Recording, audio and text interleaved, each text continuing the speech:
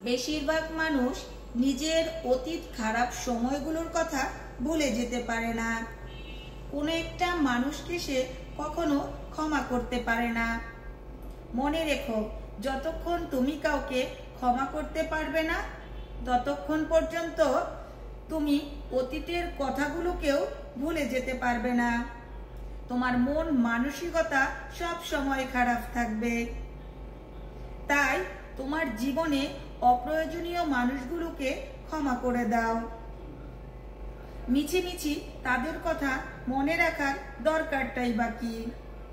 তোমার জীবনে সময়ের মূল্য অনেক। তাই অমূল্য মানুষের কথা ভেবে নিজের মূল্যবান সময়গুলোকে নষ্ট করো না।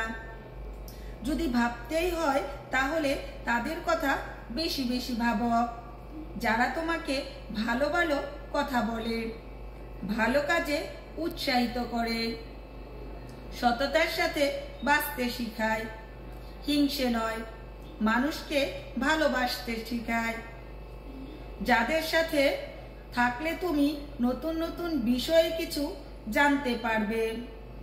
তোমার জীবন চলার পথকে সহজ করো। খারাপ মানুষের সাথে মিশে নিজের জীবনটাকে কঠিন করে